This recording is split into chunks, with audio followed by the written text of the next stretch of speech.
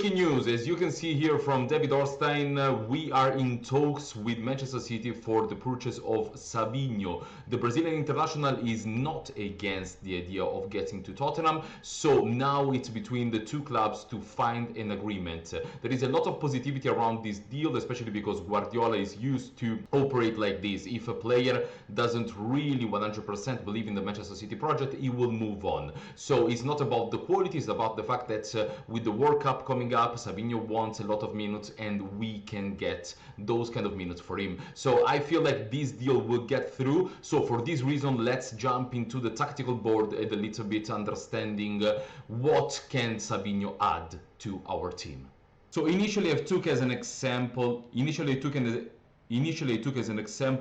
the lineup and the game against Bayern Munich, more or less. So this was the team that we saw against Bayern Munich, and now we're gonna see what kind of problem we saw in that kind of game and what problem can Savinho solve completely by himself.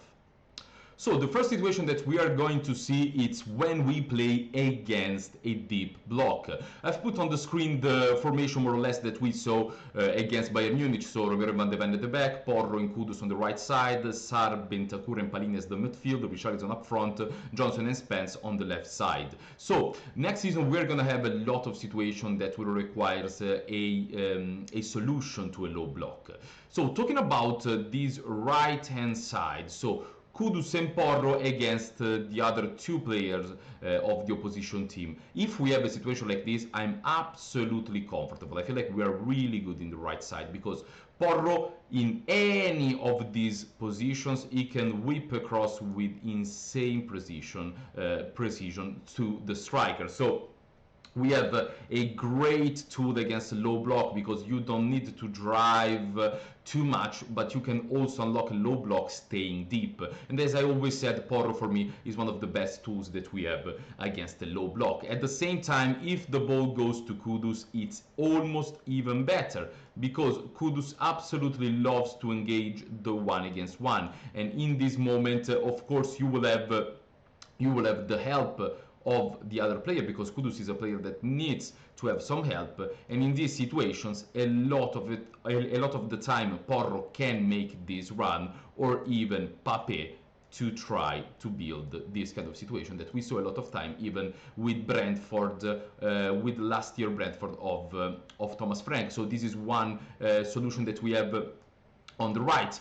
The other solution is obviously to use the individual quality of Mohamed Kudus, that even if he is 2-against-1, he have the ability to get past his man, and when he get past his man, we have the ability and the possibility to play this pass in the middle. So and also another possibility, of course, if Pedro Porro overlap, so this guy will follow Pedro Porro, is Kudus in 1-against-1, cutting inside and shooting from outside of the box. Okay, so this is very quickly the right hand side. I'm comfortable with it. I'm very comfortable with us playing against a low block on the right side.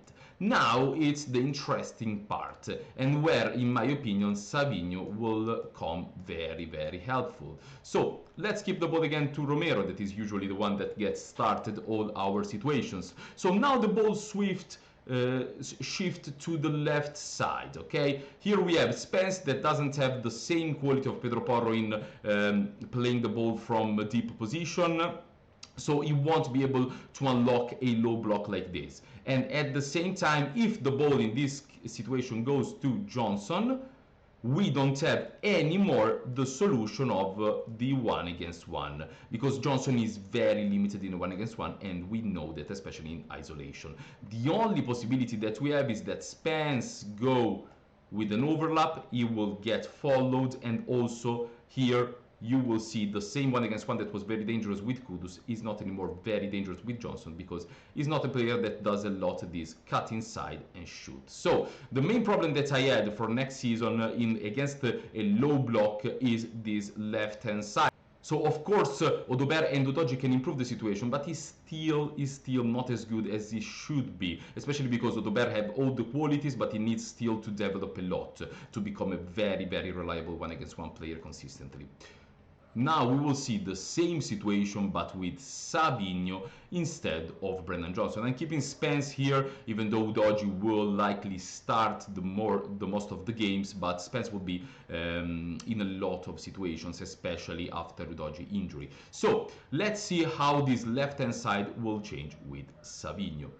First thing first, before the opposition team could really stop us in this situation very easily with a 1-against-1. Now, same thing with Kudus here.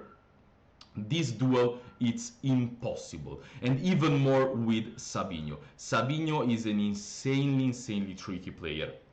He's a left-footed player, but in my opinion, what I saw with Savinho, he plays better on the left. I absolutely love how good he is in the 1-against-1, changing pace, going to the byline and put the ball in the middle. We know how much Guardiola loves these kind of situations. On top of this, Savinho is a player that absolutely shines, not only going to the left foot and putting the ball in the middle, but he's so good, so agile and so explosive that he's so also unpredictable. Every time that he gets in the 1-against-1, he can go on the left, but also he can cut inside, and his weak foot is actually not bad at all. He's an incredible creator against deep blocks, especially thanks to his agility and to his explosiveness. His link-up play is also very good, so when he comes inside, Spence can easily make the overlap. And in this case, we will have a situation where or Spence will be free or Spence will be followed, and you leave too much space on the edge of the box to a player as tricky as Savinho. So I'm expecting us to get so many more chances just putting Savinho instead of Johnson on the wide areas. So that was about the low block, when we play against the low block. But obviously, knowing also how Thomas Frank is playing and how we enjoy also playing in transition, we know that we will play in a low block when we are 2-0 up, or maybe when we play against a real top opposition, especially in the Champions League. So now, how will Savinho improve us in this situation? Because this is exactly what we saw, for example, against Bayern Munich. Okay, against Bayern Munich, we had a lot of troubles to get out of our low block. Watching that game, I saw a huge problem in Tottenham to try to have a player that in the number 10 position can get into this situation, even being pressed, but still being able to turn around and start driving the ball, especially a counter-attack. Okay, but now everything changed. I suggested that we need a number 10 with the incredible ball carrying ability, because from the reports around the Tottenham, it didn't look like we would have got someone like Savinho. It didn't look like we would have got another winger. So that's why I was trying to put that type of quality in the number 10. But now that we have Savinho, now that we have an insane 1-against-1 player, now things change. Because in this situation now, what I need from the number 10, the new number 10 that we will have, is to have elite passing ability. Why? I'm going to explain this right now. So let's say that we can pass the ball to Sar, that now is Sar in the future will be the new number 10. Let's say new number 10. Okay, so we will have a new number 10 here.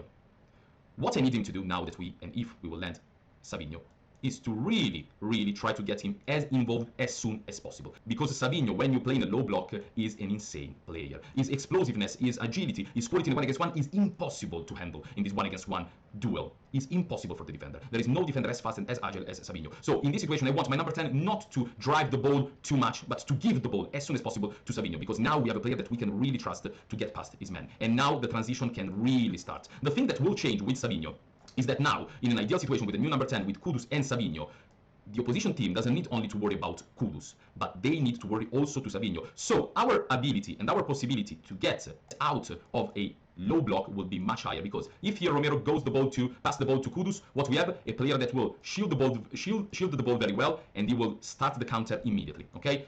On the other side, what we will have, Romero have the ball, pass the ball to Savinho maybe with a long pass. What you have immediately, a player that maybe not with the same physicality of Kudus, but with way more agility, will get past his man even pressed. And in this moment, we can say that he is absolutely through on goal. So now, what will change? That we will look much more dangerous in a low block. And I know that against Bayern Munich was a very tough watch to not see us get out of the situation. But in my opinion, it's because here we had before Johnson.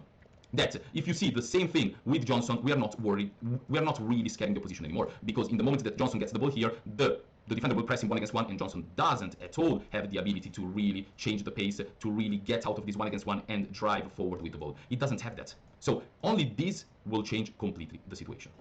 Also, I'm seeing a lot of people worrying about Savinho's lack of goal contribution last season. It was his first season in the Premier League, and he played the season before in Girona, having 16 goals and assists in his first La Liga season. So I feel like there is nothing to worry about. But it's all right to ask ourselves why Savinho struggled a little bit to score. In my opinion, it's the Manchester City system. Now, we are trying to imagine that this is a Manchester City team. What Manchester City does, even more than Tottenham, even more than anyone, is to try to get as many people as possible involved in the box, especially midfielders, especially also the number 8s, and we having the number 6 a lot of time alone in the box. A lot of time we saw Rodri scoring from outside of the box for a reason. So the job of Savinho and the other winger that is not Kudus in Manchester City, obviously, is to try to beat your man 1-against-1, winning this duel maybe with the help of the left back. But your job is to get to the byline and put the ball in the box. That's your job. That's why Savinho got 11 assists. Savinho's job was not a lot to try to get into the box. Was not this kind of job. No, it's more about breaking the low block, because Savinho is elite and one of the best players in Europe to break a low block. So Guardiola was using him as this kind of tool. Of course, he can improve a lot in terms of scoring, but the ball striking is lovely. So I have no doubts that Savinho will also improve massively in terms of scoring under Thomas Frank.